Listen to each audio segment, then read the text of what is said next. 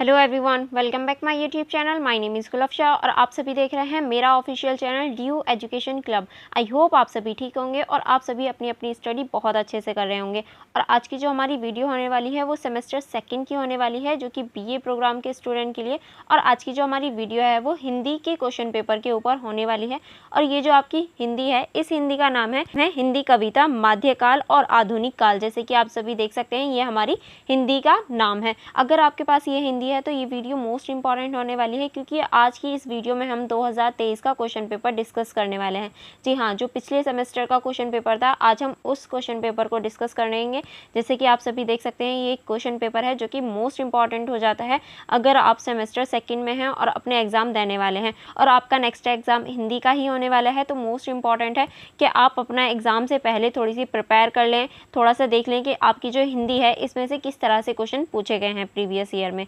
चलिए फिर देख लेते हैं कि किस तरह से क्वेश्चन पेपर आता है। जैसे कि आप सभी देख सकते हैं, पहले थोड़े से निर्देश दे रखे हैं कि आपको क्वेश्चन पेपर पे अपना रोल नंबर फिल करना है। फिर उसके बाद में यहाँ थोड़ा सा एक निर्देश है कि सभी जो प्रश्न हैं वो अनिवार्य हैं, यानी सभी प्रश्न आपको करने हैं। ऐसा नहीं है आप कोई भी प्रश्न छोड़ सकते हैं, तो कोई भी ऐसा चांस नहीं है। लेकिन देखिए, हिंदी में जो क्वेश्चन होता है वो हमेशा अथवा में दिए गए होते हैं, यानी या तो अथवा या कह लें कि या में दिए गए होते हैं। या तो आपको ऊपर वाला क्वेश्चन करना होता है या नीचे वाला क्वेश्चन करना होता है, तो आपको ऑप्शन मिल जाते हैं। ऐसा नहीं है कि सारे ही क्वेश्चन बोल दिए हैं करने के लिए तो आपके पास ऑप्शन नहीं होते, नहीं, इसमें आपको ऑप्शन मिल जाते हैं, क्योंकि यहाँ आपको अथवा में क्वेश्चन देखने को मिलता है। ठीक है, देख सकते हैं जैसे कि आपका जो फर्स्ट क्वेश्चन है वो है, फर्स्ट क्वेश्चन है हमारा, निम्नलिखित की स्वप्रसंग व्याख्या कीजिए। यानी यहाँ कुछ पॉइंट्स हैं, यानी 3 पॉइंट्स हैं।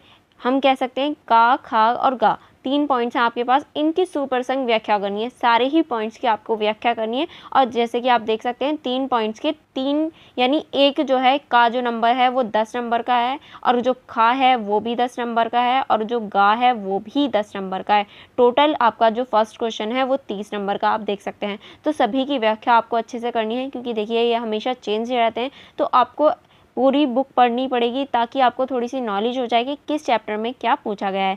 जैसे कि आप देख सकते हैं, ये हमारा का क्वेश्चन है। फिर उसके बाद में ये का क्वेश्चन का अथवा है, यानी अगर आपको का क्वेश्चन का ऊपर वाला नहीं आता तो आप इसकी स्वप्रसंग व्याख्या कर सकते हैं। और का क्वेश्चन का जो अथवा है वो इस तरह से है। फिर यहाँ ये हमारा खा क्वेश्चन स्टार्ट होता है, यहाँ ये हमारा खा क्वेश्चन, इसकी आपको सुप्रसंग व्याख्या करनी है। लेकिन अगर आपको नहीं आए इसकी सुप्रसंग व्याख्या तो आपको अथवा में ऑप्शन दे रखा है, आप अथवा वाला क्वेश्चन अटेम्प्ट कर सकते हैं। जैसे कि यहाँ अथवा में दे रखा है, आप इसकी सुप्रसंग व्याख्या कर सकते हैं। ठीक है, चलिए गा क्वेश्चन को देख लेते हैं। जैसे कि आप गा क्वेश्चन देख सकते हैं, यहाँ हमारा गा क्वेश्चन है।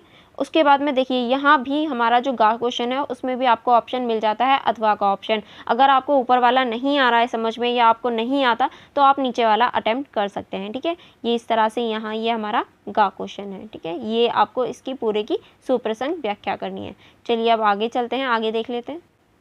आगे अब हमारा स्टार्ट होता है क्वेश्चन नंबर 2 से। देखिए, ज़्यादा लेंथी क्वेश्चन पेपर नहीं है आपका, बहुत कम है, यानी 5 ही क्वेश्चंस हैं टोटल में, लेकिन आपको बहुत अच्छे से अटेम्प्ट करना है। और जो हमारा क्वेश्चन नंबर 2 है, जैसे आप देख सकते हैं, वो 15 नंबर का है। ठीक है, जो हमारा पहला क्वेश्चन था वो 10-10 नंबर का था, टोटल 30 नंबर का था। और जो आपका क्वेश्चन नंबर 2 है ये 15 नंबर का है। और जो क्वेश्चन नंबर 2 है वो है कबीर की भाषा पर प्रकाश डालिए। यानी इसमें आपको मेनली कबीर के बारे में बताना है कि कबीर जो थे वो कौन थे, उनका जन्म क्या हुआ, उन्होंने कौन कौन सी प्रमुख रचनाएँ लिखी हैं, उनकी कौन कौन सी कविताएँ हैं, और उनकी जो भाषा थी, मेनली इस पर प्रकाश डालना है। पहले आपको कबीर के बारे में थोड़ा सा इंट्रो देना है, उनके जीवन वगैरह के बारे में बताना है, शिक्षा, जीवन, इन सभी के बारे में बताना है। फिर उनकी जो भाषा थी वो किस टाइप की थी, वो कौन सी भाषा का यूज़ करते थे, इस बारे में आपको बताना है। ठीक है, या फिर अथवा में क्वेश्चन दे रखा है, अथवा में है तुलसी की भक्ति भावना की विवेचना कीजिए। यानी जो तुलसी हैं उनकी जो भक्ति भावना है उसके बारे में बताना है। तो इस क्वेश्चन की स्टार्टिंग भी आप तुलसी जो हैं उनके परिचय से करेंगे,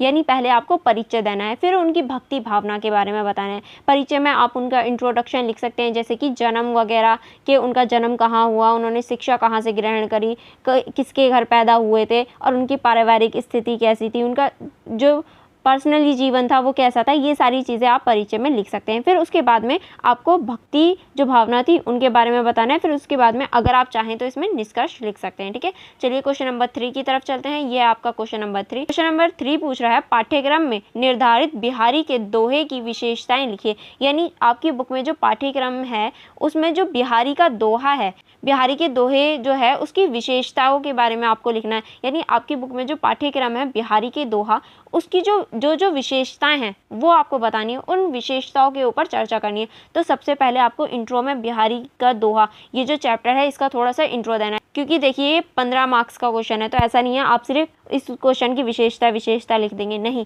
पहले आपको थोड़ा सा इंट्रो लिखना होगा कि बिहारी के दोहे किसके द्वारा लिखी गई, इसमें क्या क्या है, किस बारे में संकेत दिया गया है, ये सारी चीज़ें लिखेंगे। फिर इसकी थोड़ी सी व्याख्या करने के बाद या इंट्रो करने के बाद में आपको इसकी जो विशेषता है वो बतानी है, फिर जो कमियां हैं वो बतानी है, फिर लास्ट में आपको कंक्लूजन यानी निष्कर्ष लिखना है। ठीक है, और अगर आपको ये क्वेश्चन नहीं आता तो आप अथवा का क्वेश्चन अटेम्प्ट कर सकते हैं। यानी जो आपके अथवा में क्वेश्चन है, हिमालय के आंगन में प्रसाद की राष्ट्रीय सांस्कृतिक चेतना व्यक्त हुई है, इस कथ्य की तुलनात्मक समीक्षा कीजिए। यानी हिमालय के आंगन जो आपका चैप्टर है, इसमें प्रसंग की राष्ट्रीय और सांस्कृतिक जो चेतना है वो व्यक्त हुई हैं, किस तरह से, ये आपको बताना है। यानी हिमालय के आंगन में, इसका पहले आपको इंट्रो देना है पूरे ही चैप्टर का, कि इस चैप्टर में क्या बताया गया है, किसके द्वारा लिखा गया है, और उनका थोड़ा सा परिचय दे देना है जिसके द्वारा ये लिखा गया है। फिर उसके बाद में आपको बताना है कि चैप्टर में क्या बताया गया है, चैप्टर की भाषा कैसी है, इस बारे में बताते हुए कि किस तरह से राष्ट्रीय सांस्कृतिक चेतना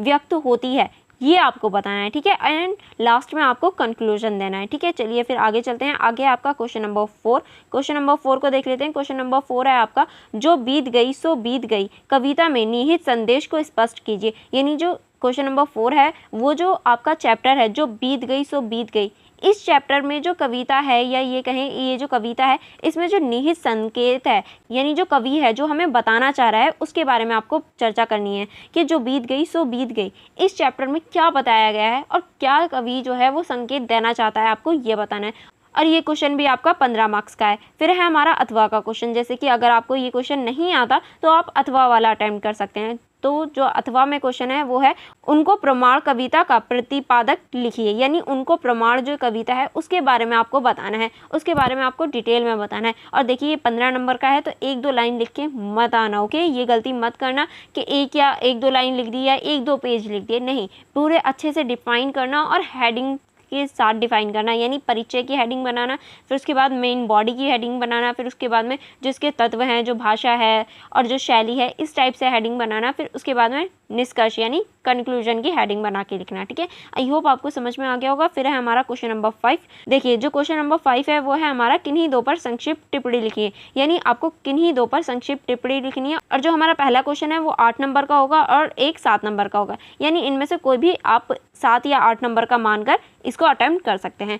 आपका जो पहला पॉइंट है वो है सूरदास की भक्ति भावना। आपको सूरदास की जो भक्ति भावना थी इसके बारे में यहाँ चर्चा करनी है। यानी पहले आप थोड़ा सा सूरदास के बारे में इंट्रो देख सकते हैं, फिर उनकी जो भक्ति भावना थी उसके बारे में चर्चा कर सकते हैं। नेक्स्ट है हमारा मैथिली शरण गुप्त का साहित्यिक परिचय। यानी मैथिली शरण गुप्त जो है उनका साहित्य परिचय लिखना है। पहले आपको इनके बारे में थोड़ा सा इंट्रो देना है और फिर इनका साहित्य परिचय लिखना है। यानी जो साहित्य है इसमें इनका क्या परिचय है, इनको अगर कोई पुरस्कार वगैरह लिखा है और इन्होंने कौन कौन सी कविताएं लिखी हैं, ये सभी आप इसमें साहित्य परिचय में बता सकते हैं। ठीक है, नेक्स्ट है आपका गीत फरोश कविता की मूल संवेदना। यानी ये जो है आपकी जो बुक में गीत फरोश कविता है उसकी मूल संवेदना के बारे में बताना है, उसके मूल जो तत्व हैं उनके बारे में आपको यहाँ डिस्कस करना है। ठीक है, नेक्स्ट है आपका बीती विभारी जागरी कविता का उद्देश्य। यानी ये जो आपकी कविता दे रखी बीती विभारी जागरी, ये जो आपकी कविता है इसकी जो कविता का मूल उद्देश्य है, यानी इसके उद्देश्य पर आपको प्रकाश डालना है कि इसका क्या उद्देश्य है, ये आपकी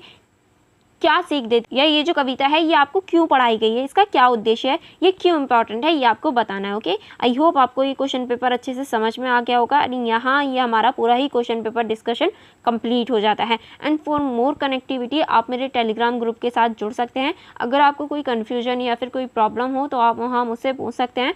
मैं हर क्वेश्चन का रिप्लाई देने की कोशिश करती हूँ। एंड अगर आपको कोई प्रॉब्लम हो या कोई क्वेश्चन समझ में नहीं आया हो तो आप मुझसे कमेंट बॉक्स में भी पूछ सकते हैं, मैं वहाँ भी आपको डेफिनेटली आंसर दूंगी। एंड फॉर मोर कनेक्टिविटी आप मेरी इंस्टाग्राम आईडी को भी चेकआउट कर सकते हैं, वहाँ भी मैं आपको ऐसी ही इन्फॉर्मेशन देती हूँ और वीडियोस भी आप वहाँ देख सकते हैं जो शॉर्ट वीडियोस होती हैं, ताकि आप अपनी स्टडी कर पाएँ और आप कोई भी अपडेट मिस नहीं कर पाएँ। ओके, चलिए फिर मिलते हैं नेक्स्ट वीडियो में। आप मेरे चैनल को सब्सक्राइब कर लीजिए ताकि आपके जो मोर एग्ज़ाम रह गए हैं उनमें भी आपको हेल्पफुल वीडियोस मिल सकें एंड आप अपनी स्टडी को अच्छे से कर पाएँ। चलिए फिर मिलते हैं नेक्स्ट वीडियो में। Thank you for watching everyone.